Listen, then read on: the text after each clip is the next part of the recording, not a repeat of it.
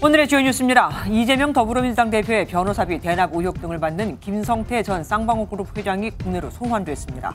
검찰로 압송된 김 전 회장은 이 대표와의 연관성을 전면 부인했고 검찰은 내일 구속영장을 청구할 방침입니다.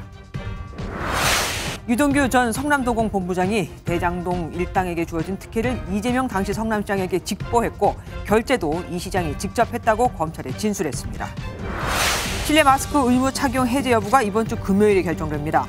현재는 방역당국이 제시한 해제 요건이 대체로 충족된 상황으로 중대본은 1단계 해제 시점을 확정할 계획입니다.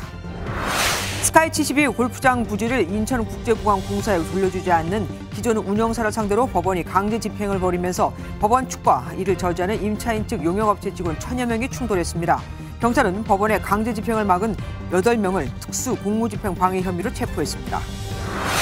국내 초음속 전투기 KF-21 보라매가 지난해 7월 첫 비행 이후 6개월 만에 첫 초음속 비행에 성공했습니다.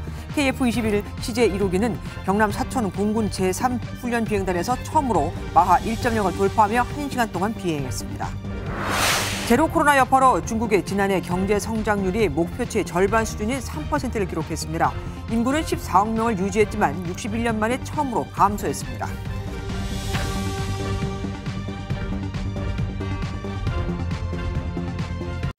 김성태의 입.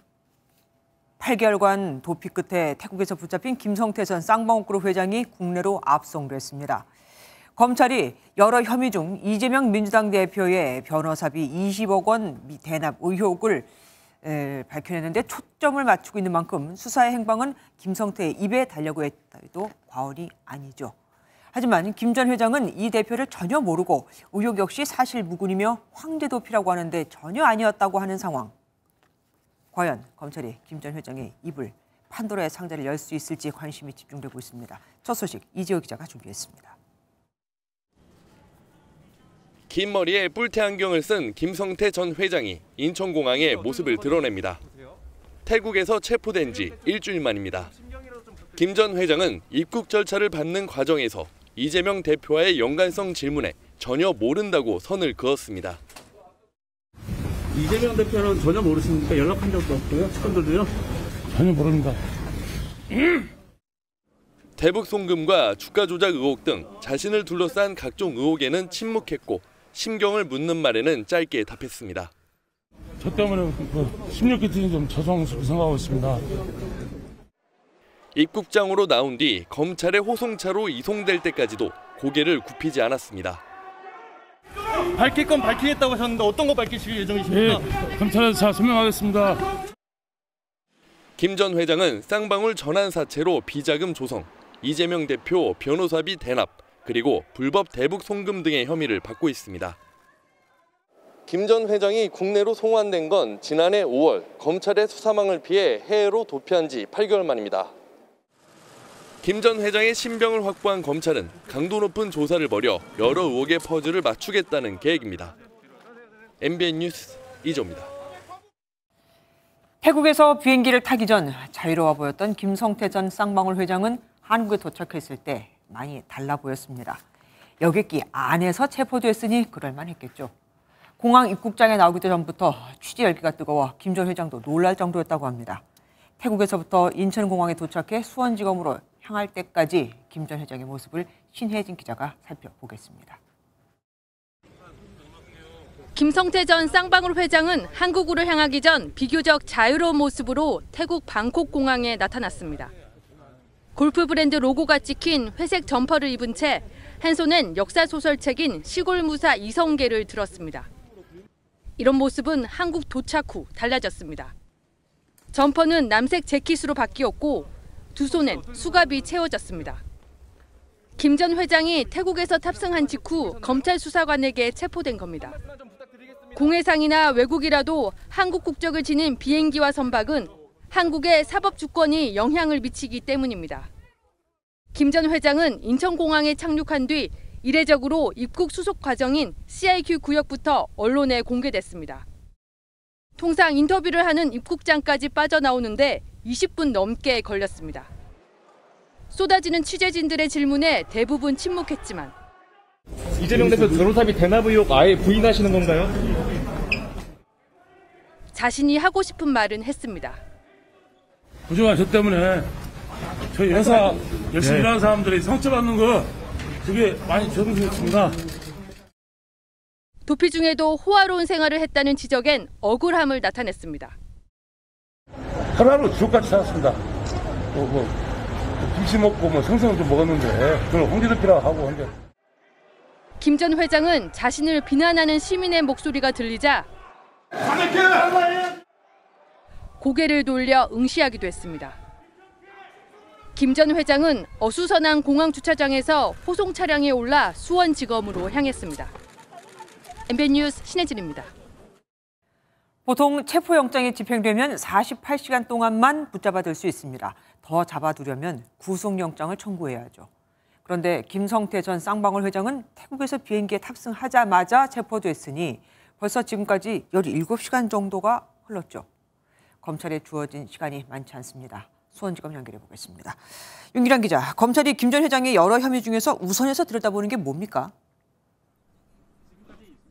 네, 인천공항에서 곧바로 압송된 김성태 전 쌍방울 회장은 오늘 오전 10시 45분쯤 이곳 수원지검에 도착했습니다.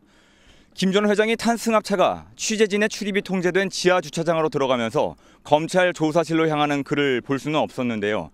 검찰은 지체하지 않고 바로 조사에 들어간 것으로 알려졌습니다. 검찰은 우선 체포영장에 적시된 4,500억 원대 배임 횡령과 200억 원대 전환사채 허위 공시 등 자본시장법 위반 혐의를 집중 추궁하고 있는 것으로 전해집니다.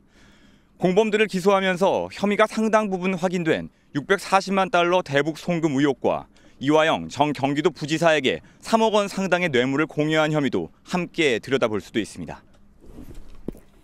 김 전 회장에 대해 검찰이 언제 구속영장을 청구할지도 궁금합니다. 그리고 이재명 민주당 대표의 변호사비 대납 의혹에 대한 조사는 그럼 영장 발부 뒤에나 이루어질까요? 네, 태국에서 국적기에 오르자마자 김 전 회장의 체포영장이 집행되면서 48시간의 체포 시간 중에 17시간 이상이 흘러간 상황입니다. 이 때문에 검찰은 서둘러 조사를 하고 내일 중에 늦어도 내일 밤까지는 김 전 회장에 대한 구속영장을 청구할 것으로 보이는데요. 영장이 발부되면 쌍방울 전환사채 흐름 수사의 연장선이라고 할 수 있는 이재명 민주당 대표 변호사비 대납 의혹 등 나머지 혐의에 대한 수사도 본격화할 전망입니다. 김 전 회장이 성실히 조사에 임하겠다고 하면서도 앞서 여러 차례 이재명 대표를 모른다며 만난 적이 없다고 했고 이 대표 또한 김 전 회장을 모른다고 했는데요. 변호사비 대납 의혹 역시 완강히 부인할 것으로 보이면서 검찰이 어떤 방식으로 혐의를 입증하려고 할지 향후 움직임이 주목됩니다. 지금까지 수원지검에서 MBN 뉴스 윤기란입니다. 이번엔 대장동 특혜 의혹으로 가볼까요? 이 사건도 이재명 민주당 대표가 연루돼 있다는 의혹을 받고 있죠. 법조계에서는 유동규 전 성남도공 기획본부장의 입을 다시 주목하고 있습니다. 유 전 본부장이 성남시와 대장동 일당 사이를 오가며 소통을 했기 때문인데 유 전 본부장은 현재 수사 대상인 여러 결정들을 이 대표에게 본인이 직접 보고했고 또한 결재도 이 시장이 직접 했다고 검찰에 진술하고 있습니다. 이상혁 기자가 보도합니다. 검찰이 이재명 더불어민주당 대표의 소환을 통보한 배경에는 유동규 전 성남도공 기획본부장의 진술이 있었던 것으로 전해집니다. 유 전 본부장은 검찰 조사에서 위례신도시 개발 과정에서 민간업자들이 받은 각종 특혜를 이 대표에게 직보했고 결재 또한 이 대표가 직접 했다고 진술했습니다. 지난 2013년 위례신도시 개발 과정에서 호반건설과 남욱 등이 이면 계약을 맺었다는 사실을 이 대표가 알고 있었다는 겁니다. 검찰 안팎에서는 유 전 본부장이 대장동 위례개발 당시 이 대표와 직접 소통했던 만큼 진술의 중요성이 크다는 분석이 나옵니다. 잘못한 사람이 있으면 대가를 치르면 되고 잘못 없으면 이제 그에 따라서 해야 되고 이거는 내가 누구 편을 드는 게 아닙니다. 그냥 다 밝히고 잘못된 거 있으면 받는 게 맞잖아요. 수사팀은 유 전 본부장의 컴퓨터를 압수수색하는 과정에서 천화동인 1호 지분 절반을 남욱 변호사에게 넘긴다는 확인서도 발견한 것으로 전해집니다. 이 대표에게 소환 조사를 통보한 검찰은 정진상 전 실장과 유 전 본부장, 박정호 전 성남시 부시장 등 핵심 관계자들을 소환해 조사했습니다. 이 대표를 소환하기에 앞서 검찰이 막판 혐의 다지기에 들어갔다는 분석이 나오고 있습니다. MBN 뉴스 이상엽입니다. 이재명 대표에 대한 검찰의 소환 통보가 알려진 바로 다음 날 더불어민주당은 김건희를 수사하라며 김 여사의 주가 조작 사건 띄우기에 나섰습니다. 또한 윤석열 검찰은 오로지 정족을 죽이려고 혈안이 돼 있다. 입증되면 법의 외관을 빙자한 사법살인이라고 쏘아붙이면서 대검찰청을 항의 방문하기도 했습니다. 이병주 기자가 보도합니다. 검찰에 출석한 지 일주일도 안 돼 또다시 소환 통보를 받은 이재명 대표는 검찰의 야당 탄압을 주장하며 윤석열 정부에 대한 비판을 이어갔습니다. 윤석열 정권에 무도하고 무책임하며 무능한 모습을 지켜보는 국민은 절망스럽습니다. 김건희 여사에 대한 수사를 촉구하는 당의 목소리에도 힘을 보탰습니다. 김건희를 수사하라! 김건희를 수사하라! 민주당 지도부와 일부 의원들은 대검찰청을 항의 방문하며 김건희 여사의 주가 조작 사건 수사를 촉구했습니다. 당 안에서는 설 명절을 앞두고 알려진 대장동 사건 수사에 정치적 의도가 다분하다는 반발이 커지고 있습니다. 설 밥상에 윤석열 정권의 치부와 실정이 올라올까 봐 전전긍긍하며 야당 대표 망신 주기를 넘어 악마화에 여념없는 모습입니다.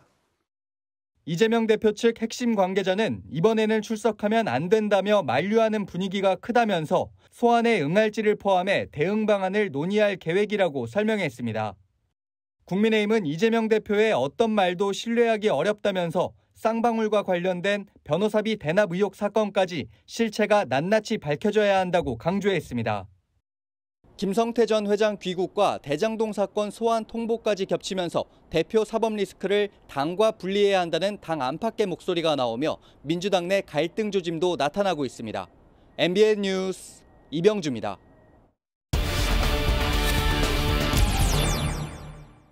자세한 얘기 법조팀 우정환 기자와 더 깊이 알아보겠습니다. 우 기자, 민주당이 오늘 또 한동훈 장관에게 발끈했습니다. 요즘에 계속 부딪히고 있던데 오늘은 또 왜 그런 겁니까? 앞선 리포트에서 보신 것처럼 검찰 수사에 반발하는 민주당의 모습을 두고 한동훈 장관은 어제 이렇게 말했었습니다.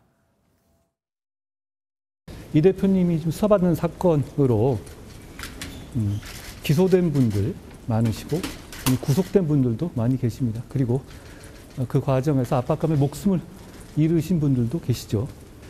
성남FC든 대장동이든 성남시에서 있었던 지역 토착비리 범죄 혐의입니다.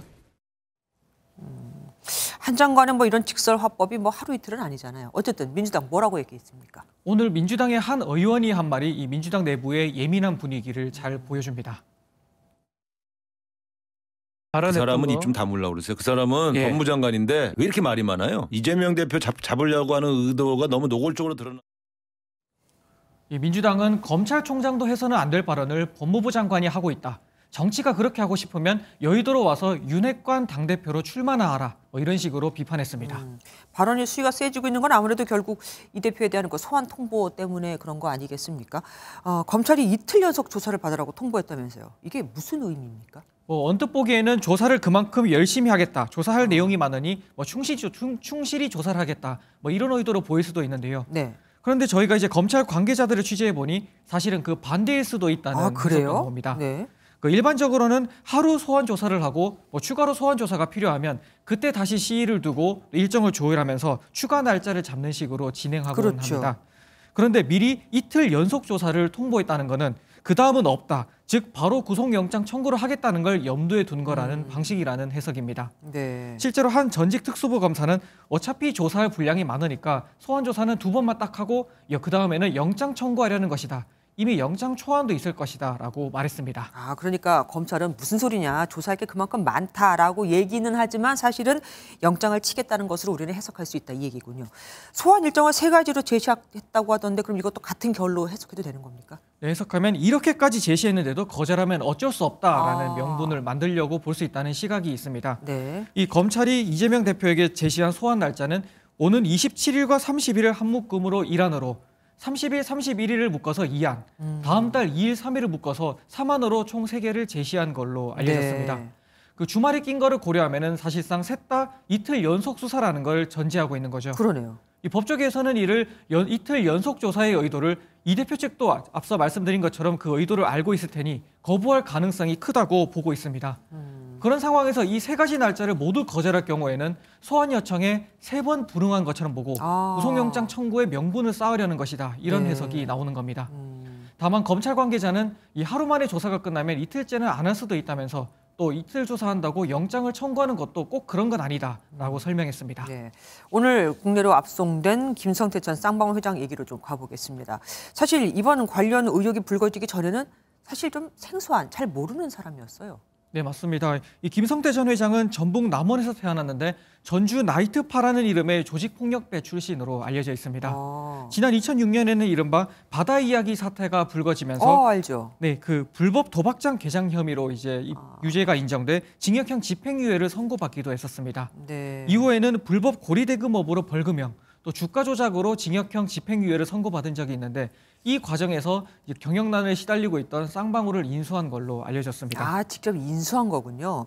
귀국 과정에서 들고 있었던 책도 화제가 됐습니다. 네, 맞습니다. 이 김 전 회장이 귀국 때 들고 있던 책은 소설가 서건이 쓴 시골 무사 이성계라는 책입니다. 네. 그 이성계의 일대기를 각색한 역사 소설인데 이 김 전 회장은 이런 역사 소설의 애호가로 많이 알려져 있습니다. 실제로 김 전 회장이 회장직을 맡고 있었을 당시에는 쌍방울 회사가 소설가 김진명의 역사 소설인 고구려라는 소설을 드라마나 영화로 만들기 위해 판권 계약을 하고 제작비 1,000억 원을 투자하겠다고 결정한 적도 있었습니다. 그리고 다른 혐의를 부인하면서도 대북 송금 혐의는 자기 돈을 보냈다면서 인정했습니다. 이거는 문제가 안 되는 겁니까? 예, 김 전 회장은 말씀하신 것처럼 대북 송금 혐의를 일부 인정하면서 대신 회사 돈이 아니라 개인 돈으로 줬다라고 주장하고 있습니다. 그 외국환 거래법 위반은 인정하더라도 이 회사 돈을 썼다는 배임이나 횡령을 피하기 위한 의도라는 해석이 많습니다. 그런데 전문가들은 이런 송금 당시가 북한에 대한 국제 제재가 이루어지고 있었던 시기였던 만큼 그 김 전 회장 개인은 물론 전현직 임원들이나 쌍방울까지 이제 미국이나 유엔의 제재를 받을 수도 있다. 이렇게 지적하고 있습니다. 아이고, 잘못하다가는 배보다 배꼽이 더 커지게 생겼군요. 지금까지 우정환 기자와 함께 알아봤습니다. 고맙습니다. MBN 취재 결과 실내 마스크 해제는 설 전후는 아닌 것으로 파악됐습니다. 이에 따라 방역당국은 일러야 30일 정도 아니면 2월 중으로 검토하고 있는데 이번 주 금요일 최종 결정이 나옵니다. 전남주 기자가 보도합니다. 국가감염병 위기대응 자문위원회는 화상회의를 열고 90분간 실내 마스크 의무 조정 시기를 논의했습니다. 이르면 오는 30일이 되겠지만 2월 중으로 넘어갈 가능성도 커졌습니다. 애초 일각에서 제기된 설 연휴 직전과 직후는 선택지에서 멀어진 것으로 보입니다. 정부 관계자는 MBN과의 통화에서 빨라봐야 30일이라면서 마스크 해제를 빨리 풀고 싶어하는 분위기는 아니라고 내부 분위기를 전했습니다. 인구 이동이 많은 설 연휴 직전 마스크 의무가 해제될 경우 확진자가 다시 늘어날 가능성이 있기 때문입니다. 또 중국발 입국객의 양성률은 떨어지는 추세지만 춘제 등 다양한 변수가 있어 성급히 실내 마스크 의무 조정을 하지 않겠다는 뜻으로 풀이됩니다. 국내 여건에 오늘 당장 만족이 됐다 손 치더라도 그 해외적인 외부 요인들 때문에 시간을 조금 더 보면서 결정을 하는 것이 가장 안전한 방법이 아니겠느냐. 중대본은 오늘 자문위 논의를 바탕으로 이번 주 금요일 회의를 열고 실내 마스크 의무 해제 시점을 최종 결정해 발표합니다. MBN 뉴스 전남주입니다. 네팔 정부가 여객기 추락사고 희생자 유족들에게 시신을 인도하기 시작했습니다. 한국 국민으로 추정되는 시신 2구도 공식 확인을 위해 카트만두로 옮겨졌습니다. 장동건 기자가 보도합니다. 네팔 여객기 추락사고 희생자 시신이 안치된 포카라 지역 병원에 유족들이 몰렸습니다. 실종자 수색 사흘째인 오늘 당국은 현지 유족들에게 시신 인계를 시작했습니다. 부검 등을 거쳐 신원을 확인하면 시신을 인도하는데 장례를 치러야 하니 서둘러 인계하라는 유족들 항의도 있었습니다. पहिचान भएको सब जबकि उनीहरूले चाहिँ भोलि 8 बजे 9 बजे आएर चाहिँ उनीहरूले भन्न लगाइसकेको कुरालाई हामीले रिमाइन्ड गरेर ल न हजुर दिनुस् न भन्दै गर्दा पनि उनीहरू तैचुप मैचुप हुँदैछ यो हुँदैछ पोस्टमार्टम हुँदैछ यो भन्नुको अर्थ के त नि. 지금까지 탑승자 72명 중 70명의 시신이 수습된 가운데 한국 국민으로 추정되는 시신 2구는 오늘 수도 카트만두로 옮겨졌습니다.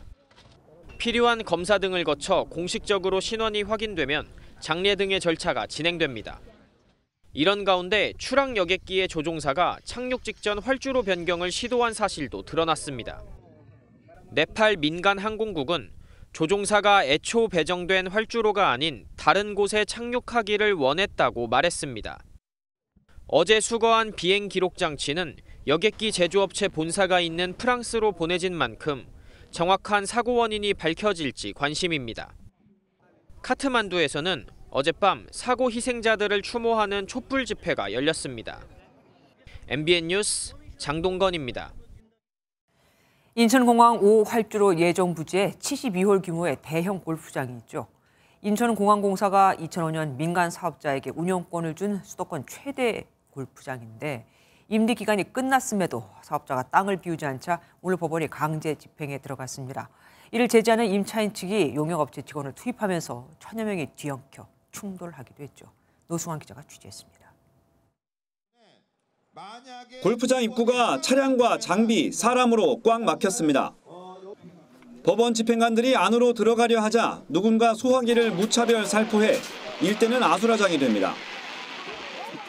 대부분까지 원고수 소탕결이 났기 때문에 채무자 법인은 마땅히 범인을 원고에게 넘겨줘야 됩니다. 수목에 대해서는 건들지 않는데 잔디하고 수목을 안 건드리면 그럼 뭘 하겠다는 거예요? 어디를 인도 집행하겠다는 거예요? 2시간 가까운 대치 끝에 결국 경찰력이 투입돼 8명이 연행되고서야 집행관들이 골프장 안으로 들어섰습니다. 2020년 12월 임대 기간이 끝났는데도 골프장 업체가 나가지 않자 땅 주인인 인천공항공사가 요청해 법원이 토지 인도를 강제 집행한 겁니다. 집행관들이 골프장 안으로 들어선 이후에도 곳곳에서 고성과 몸싸움이 오고 갔습니다. 집행관들의 사무실 진입 과정에선 극심한 몸싸움에 한때 위험한 상황이 연출되기도 했습니다. 4시간가량 대치 끝에 법원이 강제 집행 표말을 받고서야 상황은 일단락됐습니다. 다만 이번 강제 집행은 전체 72홀 중 54홀에서만 이뤄졌고 나머지 18홀은 법원이 추후 따로 일정을 잡겠다고 밝혔습니다. 강제 집행된 골프장에선 골프코스 안으로 들어가기만 해도 부동산 침입으로 5년 이하 징역이나 700만 원 이하의 벌금형에 처해질 수 있습니다. MBN 뉴스 노승환입니다. 원래는 의회 공무원에 대한 인사권은 자치단체가 갖고 있었습니다. 하지만 풀뿌리 민주주의를 위해 그를 실현시킨다며 지난해 1월 인사권을 지방의회로 주었죠. 그런데 벌써 부작용 사례가 적발됐습니다. 한 명 뽑는 7급 공무원은 의장의 조카 사위, 운전기사는 의장의 측근. 민주주의와는 거리가 아주 멀어 보이죠. 강세훈 기자가 취재했습니다. 전북 익산시의회는 최근 7급 상당의 정책지원관 1명을 채용했습니다. 그런데 합격자가 의장의 조카 사이로 뒤늦게 확인됐습니다. 시의회는 앞서 의장의 운전비서도 채용했는데 의장의 지인이었습니다. 특혜 의혹에 대해 의장은 직원 채용에 관여한 바가 없다고 해명했습니다. 지원한지도 모르고 합격했다고 와서 제가 알았어요. 내 거짓말 아니에요. 저는 우리 집 가훈이 거짓말하지 말자요. 하지만 인사권이 의장에게 있는 만큼 친인척이 합격한 이후에 알게 됐다는 건 쉽게 이해가 가지 않습니다. 최종 결정권자는 누구죠? 인사권자인 의장이 최종 결정권자는 되죠. 또 거주지 제한이 없던 정책지원관 채용 규정에 의장의 조카 사위가 지원한 당시에는 익산시 거주로 변경됐습니다. 몰랐다고 해서 면피할 수는 없다라는 겁니다. 뽑았을 때 조건 자체를 바꿨어요. 오선인 최종호 의장은 앞서 음주운전을 하다 적발돼 무리를 빚기도 했습니다. 인사권에 대한 순기능보다는 역기능에 대한 우려, 이런 부분들을 단적으로 드러낸 사례가 아닌가. 논란이 일자 7급 공무원으로 채용된 의장의 조카 사위는 사표를 제출했습니다. MBN 뉴스 강세훈입니다.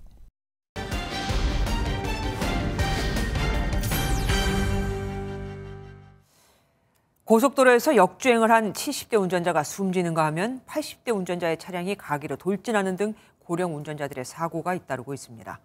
사고 예방 차원에서 지자체마다 예산을 들여서 고령층의 운전면허증 자진 반납을 유도하고 있기는 하지만 반납률이 2%밖에 안 됩니다. 운전을 못하는 불편함을 감수하기엔 통상 10만 원 정도에 그치는 지원책이 별 매력이 없는 거죠. 포커스M 윤현지 기자가 취재했습니다. 갑자기 차량 한 대가 뚫고 들어와 가게 안이 순식간에 아수라장이 됐습니다.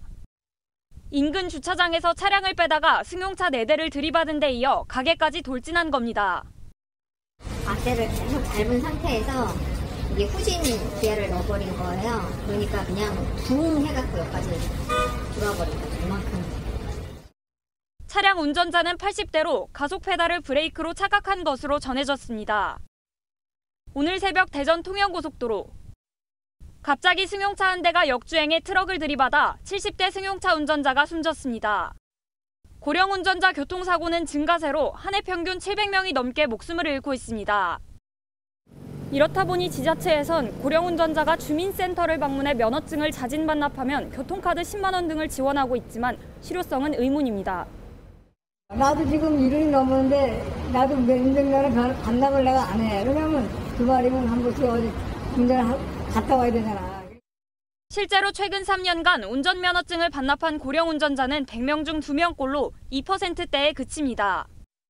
통상 한 번 10만 원에서 30만 원까지 지원되는 교통비가 너무 적어 면허증 반납이 실익이 없다고 여기는 겁니다.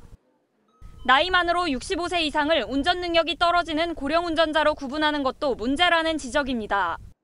충남 서촌군 같은 경우에 택시 쿠폰을 발권을 해서 운전면허증을 반납해도 이동에 불이익이 없게끔 질적으로 양적으로 대체 교통수단을 확실히 만들어 준다라면은 실제 차를 운전하는 고령 운전자들의 면허 반납을 유도하기 위해선 보다 현실적인 대안이 필요해 보입니다. 포커스M 윤현지입니다.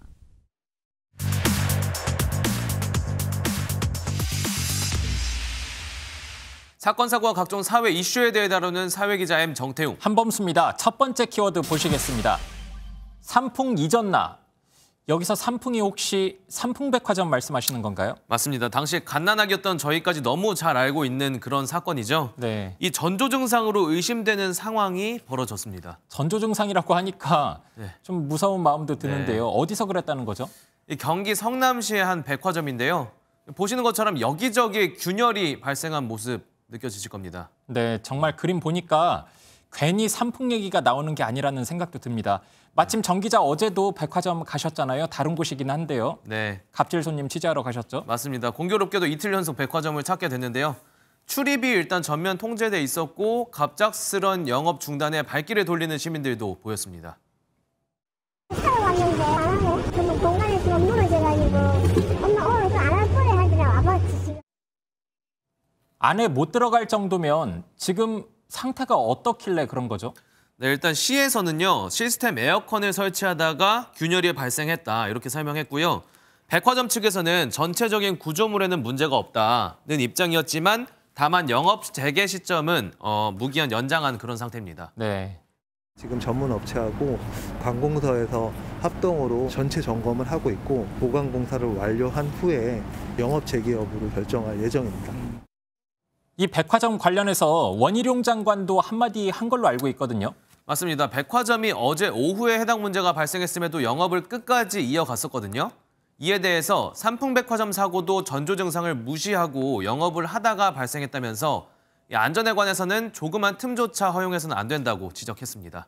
동의합니다. 저도 안전 문제에 있어선 방심하면 안 된다고 생각합니다. 그렇습니다. 두 번째 보실까요?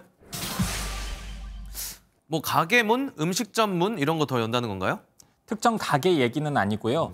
수도권 은행들 영업시간이 늘어날 수도 있다는 말입니다. 이거 되게 반가운 소식인 것 같아요. 요새 은행 가려면 사실 점심시간 놓치면 거의 휴가 써야 되잖아요. 그렇죠.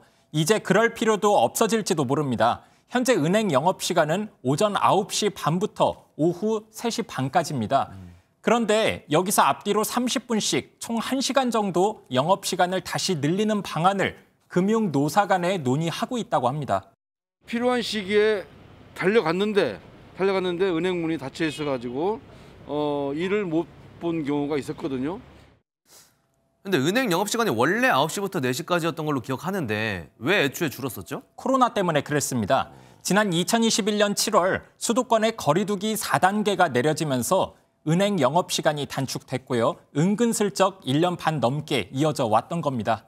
근데 코로나 수그러든지가 좀 되긴 했잖아요. 그때 바로 영업시간 같이 늘렸으면 좀 어땠을까 싶은데. 네, 그래서 볼멘 소리가 많이 나오긴 했습니다. 소비자 단체는 소비자 선택권이 침해당했다 이렇게 성명을 내기도 했고요. 금융감독원장도 하루속히 영업시간이 정상화될 수 있도록 노력해달라. 최근에 이렇게 촉구하기도 했습니다. 이게 뭐 비대면 시대라고 하지만 그래도 은행 점포에 직접 갈 일들 있잖아요. 뭐 휴가 좀 안 내고 갈 수 있게 되기를 한번 바라보겠습니다. 네. 자, 마지막 키워드 보실게요. 어쨌든 요리할 때 쓰는 프라이팬 얘기인 것 같아요. 예, 맞습니다. 겉면에 코팅이 돼 있는 프라이팬이 있거든요. 제품마다 성능 차이가 확연하다고 합니다. 뭐 건강 생각해서라도 고를 때 좀 신중해야겠는데요? 그러려면 실험 결과를 참고하면 유용할 것 같습니다. 소비자원이 코팅 프라이팬 13종을 대상으로 테스트를 해봤다고 합니다. 어떤 방식이었죠? 네, 일정 무게로 누른 철 수세미로 3,000회 정도 마찰하는 방식이었습니다. 우수, 양호, 보통으로 제품을 나눠볼 수 있었습니다. 전반적으로 품질이 우수하였으나 가장 중요한 성능인 프라이팬 코팅 조리면의 내구성은 제품별로 차이가 있었습니다. 일단 불량한 제품은 없어 보여요. 그래도 이왕이면 조금 더 우수한 제품을 쓰고 싶기 마련인데 아무래도 비쌀수록 좋겠죠? 그렇지도 않은 게요. 10,000원대나 30,000원대나 모두 우수 등급이 나오기도 했고요. 오히려 20,000원대 제품이 보통 등급에 그치기도 했습니다. 구매 가격이 코팅이 잘 돼 있는지를 보장해 주는 건 아니라는 증거입니다. 네, 뭐 제품마다 각기 다른 장점이 있을 테니까 소비자들이 선호에 맞게 잘 골라서 사용해야 할 것 같습니다. 지금까지 사회기자 M이었습니다. 귀어 자금을 받아 배를 만들고 꽃게를 잡던 젊은이가 지금은 연 매출 10억 원의 스타트업 대표가 됐습니다. 또 귀농에서 식용곤충 농장 대표가 된 젊은이도 있는데 제일 좋은 게 의외입니다. 자기 시간이 많은 거라고 하네요. 지난해 기준 소멸 위기에 놓인 지방 도시는 벌써 113곳. 이런 농어촌을 바쁘게 만들고 또 희망을 주는 이들을 장용훈 기자가 만났습니다. 에스컬레이터 정비사였던 이봉국 씨는 6년 전 고향 전북 부안으로 귀여를 결심했습니다. 늘어가는 대출빚과 쳇바퀴 돌듯 돌아가는 도시 생활에 염증을 느낀 게 결정적이었습니다. 100일밖에 안 된 애를 놔두고 와이프도 일을 해야 되고 저도 해야 되는 상황이었어요. 그래서 그 전부터 이제 사업 생각은 있었는데 막 알아보다가 정부 지원 귀여 자금으로 만든 배로 꽃게 조업을 하고 SNS를 통해 꽃게 원물을 팔다 지난해엔 가공 공장까지 차렸습니다. 고객이 원하는 바를 파악해 곧바로 반영하다 보니 지난해 연매출 10억 원을 달성했습니다. 이게 여기는 정말 제가 느끼기엔 블루오션이거든요. 바다가 안 맞는 사람도 있거든요. 그분들은 이제 수산물 가공 쪽으로 하고 유통까지만 하셔도 충분히 금전적으로 많은 이득을 볼 수가 있고. 28살의 젊은 나이에 귀농한 김기현 씨는 5년이 흐른 지금 식용곤충농장 대표가 됐습니다. 꽃뱅이로 불리는 곤충을 키워 환이나 진액으로 가공해 유통 판매하고 인근 학생들에게는 굼벵이 체험학습 기회까지 제공합니다. 곤충은 적은 공간에서 이제 많은 사용량을 좀 자랑을 하거든요. 또 실속 있게 키우는 게 굉장히 중요합니다. 온도, 습도를 체크하는 스마트 시설을 도입해 원하는 시간에 일할 수 있다는 게 장점입니다. 김 씨는 젊은 청년농이 뭉쳐 공유하고 협업한다면 농업은 더 이상 외롭고 고단한 일이 아니라고 말합니다. 젊은 청년분들이 유입이 되어야만 탑할 수 있다라고 좀 생각을 하고 있거든요. 농가와 협업한다거나 아니면 내 상품을, 내 브랜드를 개발하고 판매까지. 소멸 위기에 놓인 지방 도시는 전국 시군구 중 절반이 넘는 113곳. 젊은 귀농 귀여인이 흘리는 구슬땀은 위기의 농어촌의 새로운 희망이 되고 있습니다. 귀여 귀촌은 내 인생의 로또다. 네. 귀농 귀촌은 내 인생의 힐링이다. MBN 뉴스 장명훈입니다. 국민의 뜻을 있는 그대로 전달하고 일부 참모들의 왜곡된 보고를 시정하는 당대표가 필요하다. 대통령의 눈과 귀를 가려서는 안 된다. 나경원 전 의원이 쓴 글입니다. 윤석열 대통령이 자신을 해임한 건 대통령의 본의가 아니라 친윤계의 왜곡 보고 때문이라는 건데 대통령실이 발끈했습니다. 나 전 의원 해임은 대통령의 정확한 진상 파악에 따른 결정. 나 전 의원의 그간 처신을 대통령이 어떻게 생각할지는 본인이 잘 알 것이라면서 말이죠. 나 전 의원이 당대표가 되어서는 안 돼라는 걸 대놓고 밝힌 셈이죠. 원중희 기자가 보도합니다. 오늘 오전 나경원 전 의원이 SNS에 올린 글입니다. 나 전 의원은 자신에 대한 대통령의 해임 결정을 존중한다면서도 전달 과정에서 왜곡이 있었다고 밝혔습니다. 해임이 대통령의 본의가 아니라고 생각한다며 일부 참모들의 왜곡된 보고를 시정하는 당대표가 필요하다고 덧붙였습니다. 윤 대통령의 해임 결정에 윤핵관들의 왜곡 보고가 있었다는 주장인데 대통령실은 즉각 반박에 나섰습니다. 김대기 비서실장은 대통령의 정확한 진상 파악에 따른 결정이라며 대통령께서 나 전 의원의 그간 처신을 어떻게 생각할지는 본인이 잘 알 것이라고 일침을 가했습니다. 대통령실은 나 전 의원이 윤 대통령의 본의까지 거론한 데 대해 격앙된 분위기입니다. 대통령실 고위 관계자는 대통령이 오판했을 거라는데 뭘로 보는 거냐며 누구보다 정확하게 내용을 알고 계신다며 불편한 기색을 감추지 않았습니다. 대통령실이 또다시 윤심은 나 전 의원에게 있지 않다는 사실을 명확하게 전달하면서 나 전 의원의 입지는 더욱 좁아질 것으로 보입니다. MBN 뉴스 원중입니다.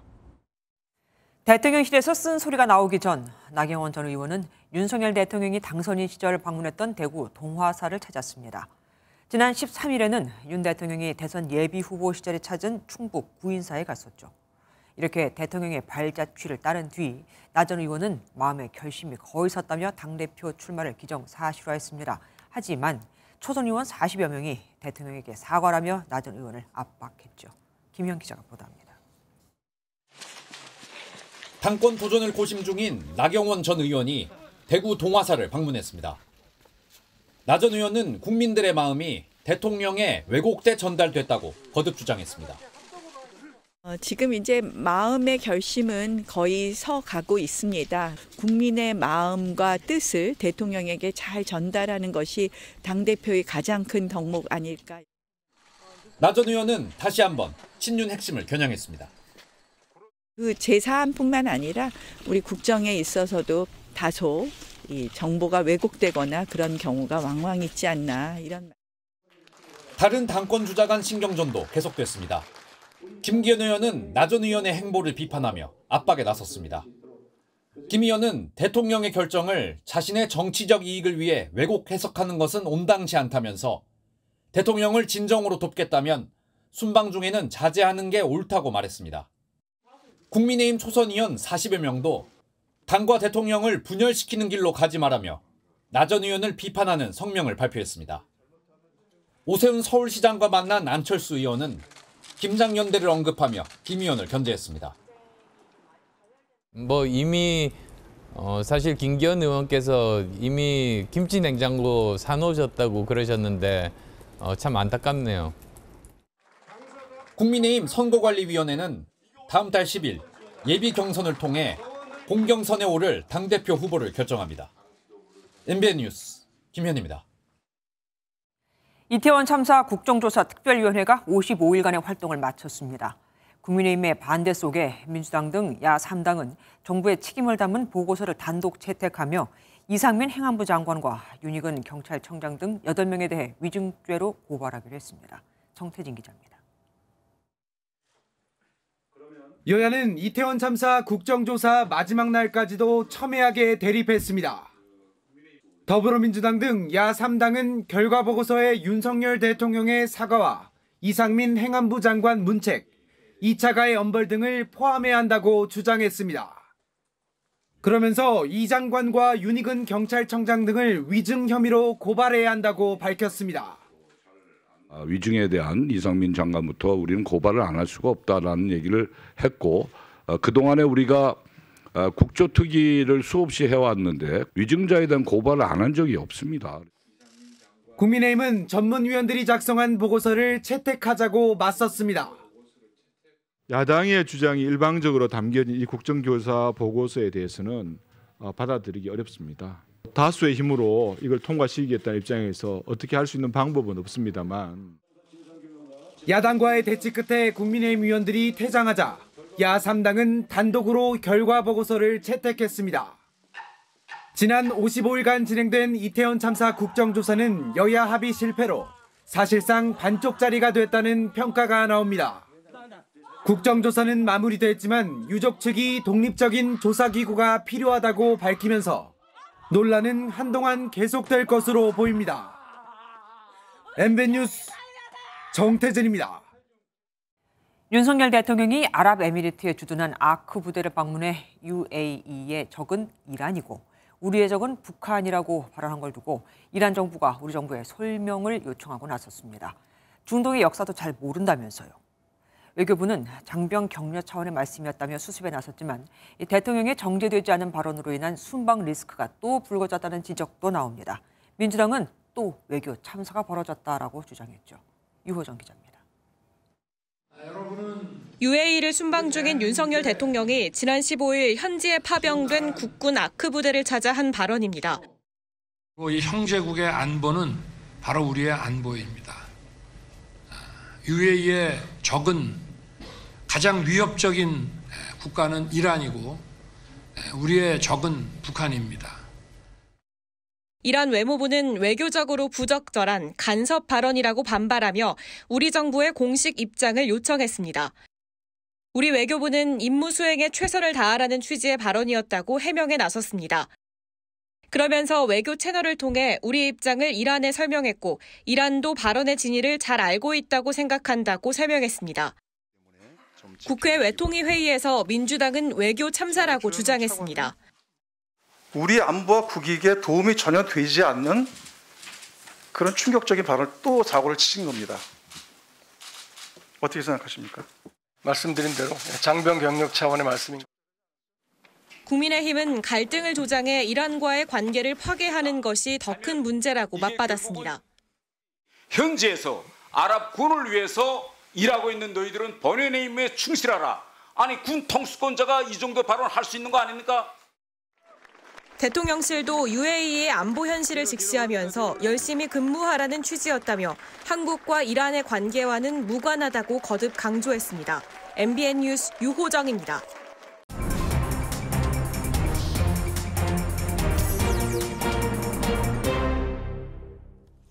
정치권 소식 짚어보는 정치톡톡 시간입니다. 강영호 기자와 함께합니다. 어서 오십시오. 윤 대통령의 아랍에미리트 순방에서 김건희 여사가 군복을 착용하고 있는 게 지금 연일 얘기가 되고 있습니다. 그런데 여기서 왜 전현직 영부인 얘기가 다 나오는 거죠?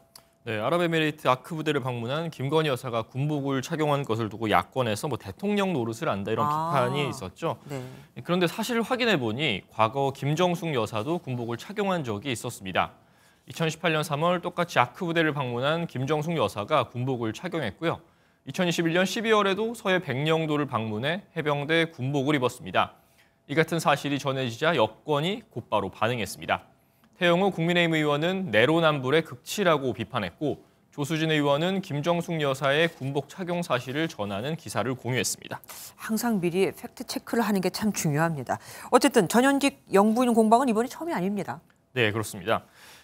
민주당이 김건희 여사를 문제 삼으면 국민의힘은 김정숙 여사를 문제 삼는 일이 반복되고 있는데요. 앞서 민주당이 김건희 특검을 밀어붙이자 국민의힘에선 김정숙 여사의 옷값 논란을 공격한 바 있습니다. 또 민주당에서 김건희 여사 논문을 문제 삼자 국민의힘에선 김정숙 여사가 지인의 프랑스 국적 딸을 청와대에 채용했다는 사실을 공격하기도 했습니다. 대선 이후 이어지는 여야 간 대치에서 전현직 영부인이 단골 소재로 활용되는 모습입니다. 김정숙 여사 얘기가 나온 김에 문재인 전 대통령 얘기도 좀 해보겠습니다. 문 전 대통령이 북카페를 연다고 하지 않습니까? 근데 여기에 대해서 이재명 대표 지지자들이 공격을 하고 있습니다. 같은 당인데 왜 그러는 거죠? 네, 문재인 전 대통령이 딸 다혜 씨의 제안으로 사저 인근에 북카페를 열기로 한 소식이 전해졌었죠. 네.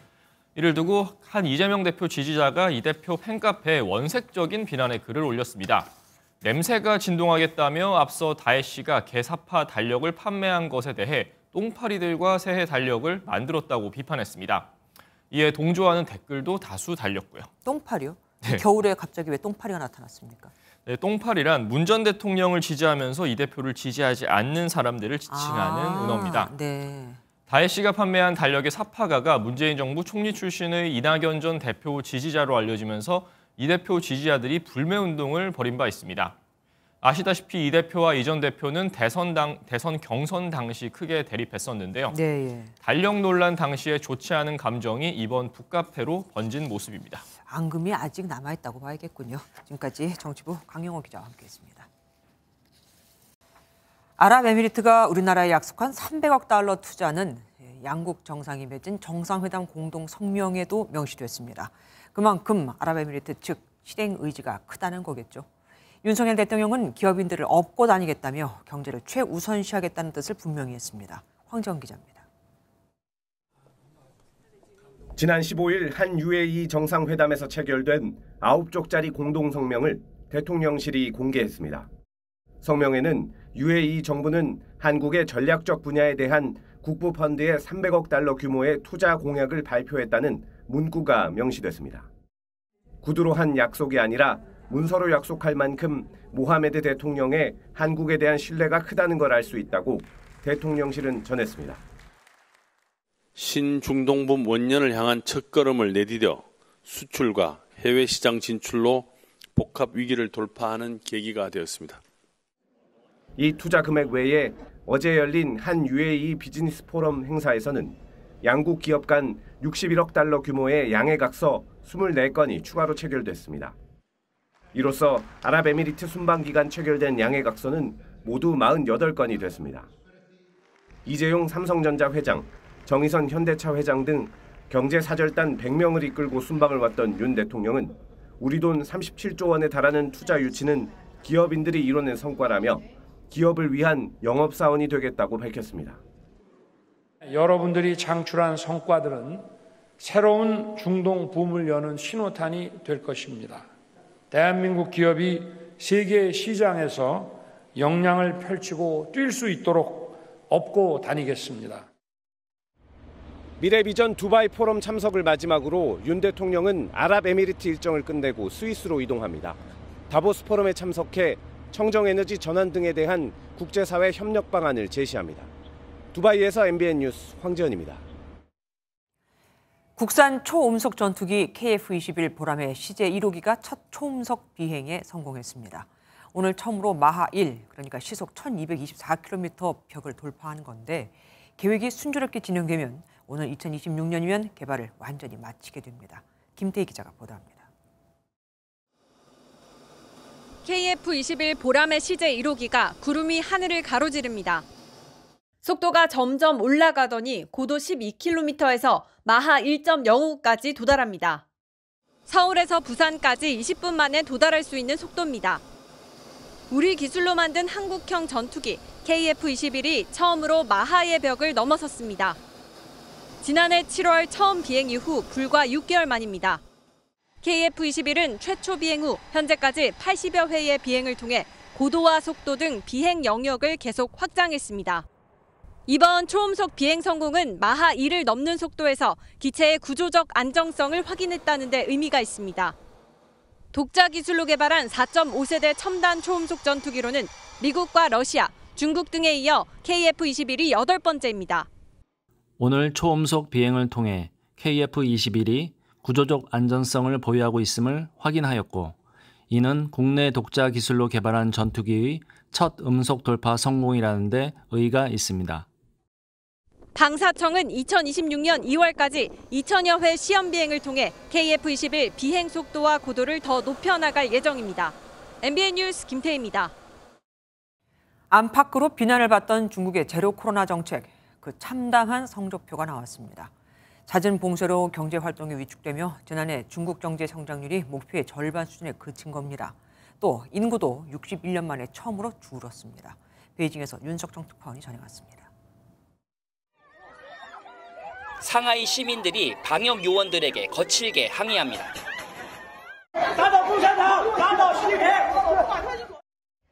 두 달 넘게 이어졌던 상하이 봉쇄는 고스란히 중국 경제의 추락으로 이어졌습니다.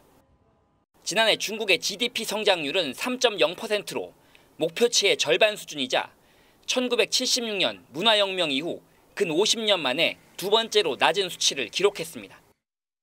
国内经济恢复的基础还不牢固我们企业的生产经营那困难也还比较多。 코로나 팬데믹이 시작됐던 2020년 중국은 제로 코로나 정책으로 주요국 중 유일하게 경제가 성장했습니다. 하지만 이후 3년 가까이 봉쇄식 방역을 고수하면서 경제 활동이 위축되고 민심은 흔들렸습니다. 결국 중국 정부는 지난해 말 위드 코로나로 급선회했지만 이번엔 감염자가 폭증하며 연말까지 경기는 반등하지 못했습니다. 다만 재개방 효과가 본격화하는 올해는 5%대 경제 성장이 가능할 전망입니다. 이런 가운데 지난해 중국의 인구는 14억 1,175만 명으로 2021년 말보다 85만 명 줄었습니다.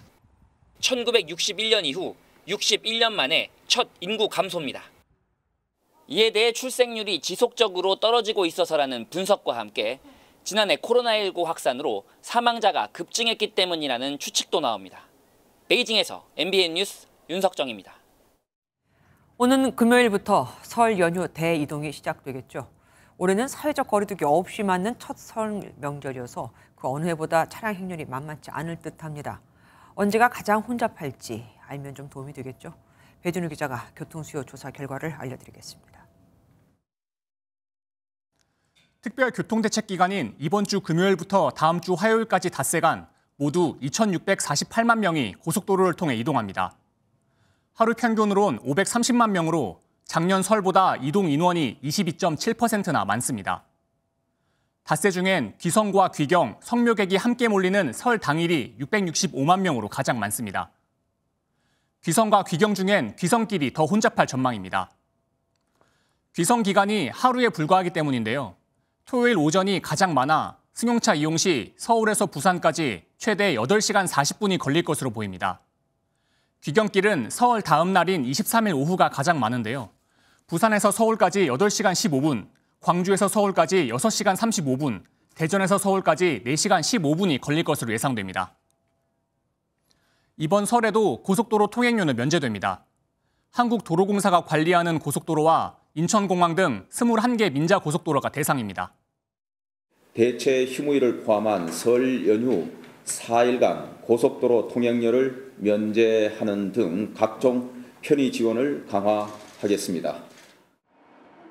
고속도로 휴게소와 졸음 쉼터에서 임시 화장실 703칸이 설치되고 지원 인력도 배치됩니다.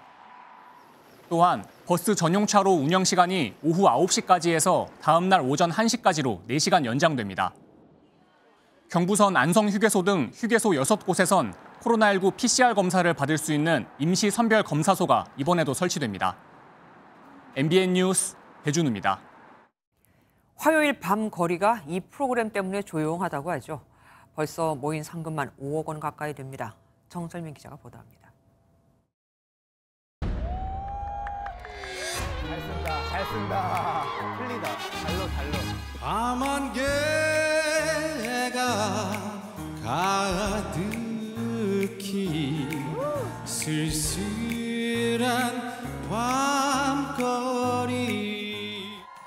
뮤지컬 프린스 에녹의 중년미 넘치는 무대는 분당 시청률 14.4%를 찍으며 시청자를 사로잡았습니다. 개띠 절친 황영훈과 민수연의 라이벌 대결. 민수연, 너 나와. 바람 속으로 걸어왔어요. 설마 하면서 부대끼며 살아. 성악가 손태진의 깜짝 고백도 최고의 1분을 기록했습니다. 저의 이모 할머님이 심수봉 선생님이십니다. 매회 화제를 불러일으키며 4주 연속 동시간대 1위를 지키고 있는 불타는 트롯맨. 오로지 무대로만 평가하는 공정한 심사도 호평을 받고 있습니다. 아빠 후광이 아닌 개인 이성년의 어떤 자기의 노래로서 아빠는 스타 되기를 진심으로 바라요. 트롯맨들의 무대를 직접 보려는 방청 열기도 뜨겁습니다. 어제가 출국 날짜예요. 그래서 오늘 날짜로 정해져가지고 제가 비행기표를 바꿨어요. 페널티 40만 원 물고. 작년도에 암으로 수술을 2번이나 했습니다. 아내하고 좋은 추억거리를 하나 만들어야 되겠다 싶어가지고 이렇게 참여하게 됐습니다. 오늘 밤 펼쳐지는 피말리는 1대1 대결에서는 새로운 우승 후보를 확인할 수 있습니다. MBN 뉴스 정설민입니다.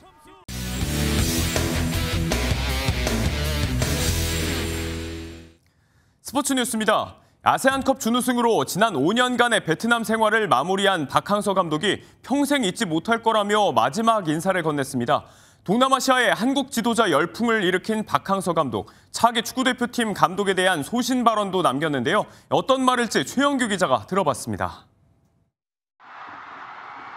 월드컵 4강 진출로 한국 축구의 수준을 끌어올린 히딩크 감독처럼 살딩크 박항서 감독은 베트남 축구를 발전시킨 선구자였습니다. 2018년 10년 만에 아세안컵 우승에 이어 2019년에는 60년 만에 사상 첫 동남아시안 게임 우승컵을 안겼고 첫 월드컵 최종 예선 진출까지 해내며 베트남 축구 역사를 새로 썼습니다. 체력과 기술 모두 발전시킨 지도력에 아빠나 형처럼 지내며 쌓았던 선수들과의 믿음으로 박 감독은 베트남 역사상 최고의 감독이 됐습니다. 우리 사랑방이라고 할 수 있는 의무실에서 우리 선수들하고 뭐 같이 뒹굴고 이렇게 했던 선수들하고 있었던 그 순간은 저 평생에 잊지 못할 것이라고 생각하고 있습니다. 한국과 베트남에서 감독을 맡지 않겠다며 국내 복귀에는 손사래를 쳤지만 대신 한국 축구에 애정 어린 쓴소리를 날렸습니다.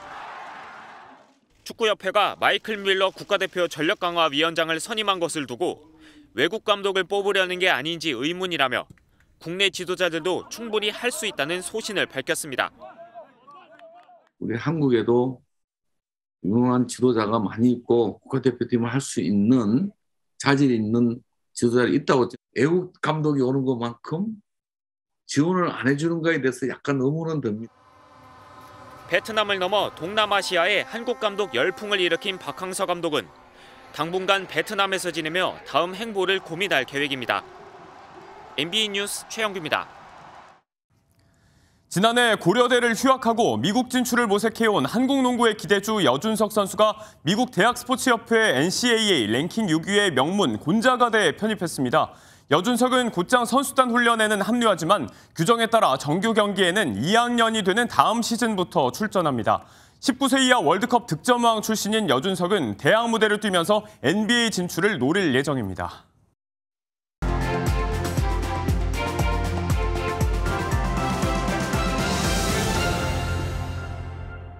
학비도 벌며 방학을 보람있게 보내려는 학생들도 많습니다. 등록금을 마련하려 아르바이트를 하는 건 어지간한 대학생들에겐 예나 지금이나 일상입니다. 은행의 접객 업무와 식당, 공사장의 육체 노동도 주저하지 않는다 하는 8, 90년대 영상을 보면서 나도 청년 시절 저랬는데 하는 분들도 계실 텐데 실제로 저 시절 대학 등록금은 학생뿐 아니라 부모와 집안의 엄청난 짐일 수밖에 없었죠. 서울대와 연세대 등 서울 주요 대학이 올해 학부 등록금을 동결했습니다. 정부 규제에 따라 대부분의 대학들이 무려 15년째 등록금을 올리지 않게 된 건데 때문에 대학들은 울상입니다. 몇몇 명문대를 제외한 대학들은 돈이 없어서 제때 시설을 못 고쳐 비가 새고 시설 확충이나 최신 연구 기자재 도입은 언감생심하며 재정 탓을 하고 있습니다. 교수와 교직원 연봉도 묶여서 급여를 올려달라는 소송으로 또 이어지기도 하죠. 하지만 국내 사립대 등록금은 OECD 국가 중 7위, 공립대는 8위로 여전히 높은 수치라는 걸 아십니까? 2021년 결산 기준 사립대는 재정의 53.5%를 등록금에 의지하고 있습니다.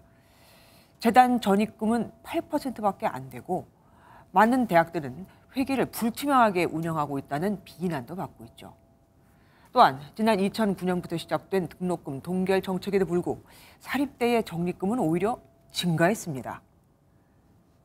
유휴 여러 가지 교육용 재산을 매각한 덕이라고 해도 8조 넘게 쌓여있는 대학대의 적립금은 왜 안 쓰고 비가 샌다, 연구 기자재를 살 돈이 없다며 우는 소리를 하는 걸까요?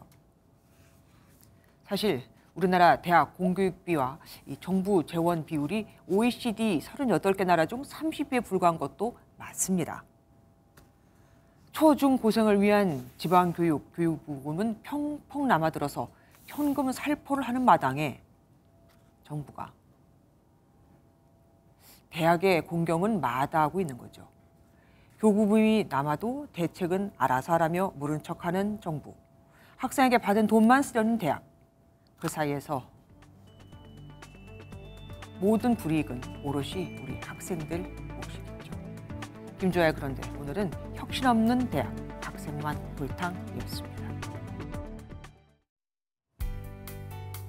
내일 새벽까지 중부지방에는 눈이 내리겠습니다. 양은 대체로 1cm 안팎으로 적겠지만 도로가 매우 미끄럽겠습니다. 출근길 교통안전에 유의하시기 바랍니다. 내일은 기온이 반짝 오릅니다. 아침 기온은 서울이 영하 4도로 오늘과 비교해 3도가량 높겠고요. 낮 기온은 영상 2도, 모레 낮에는 영상 4도까지 올라서겠습니다.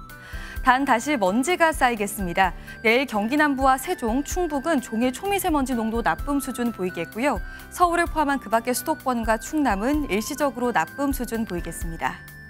내일 전국에는 가끔 구름 많겠습니다. 자세한 지역별 내일 기온 보시면 서울이 영하 4도, 춘천 영하 7도 안팎으로 출발하겠고요. 남부지방으로는 광주와 대구, 창원이 영하 2도 안팎으로 출발하겠고 낮 기온은 대체로 5도 안팎까지 오르겠습니다. 오늘 밤부터 동해 중부 먼바다에는 바람이 강하게 불겠고요. 물결은 최고 3.5m로 매우 높게 일겠습니다. 모레인 목요일 밤에는 중부지방에 눈이나 비가 내리겠습니다. 이후 설날 연휴 시작인 토요일에는 영하 11도 안팎까지 곤두박질하면서 매우 춥겠습니다. 날씨였습니다. 안녕하세요. 김주하입니다. 공정하고 신속한 MBN 뉴스, 유튜브를 통해서도 만나보실 수 있습니다. 특히 더 많은 뉴스와 라이브를 보고 싶으시다면 오른쪽을 눌러서 구독하시면 됩니다. 어렵지 않죠? 빠르고 정확한 뉴스로 계속 찾아뵙겠습니다. MBN 뉴스를 시청해 주신 여러분 고맙습니다.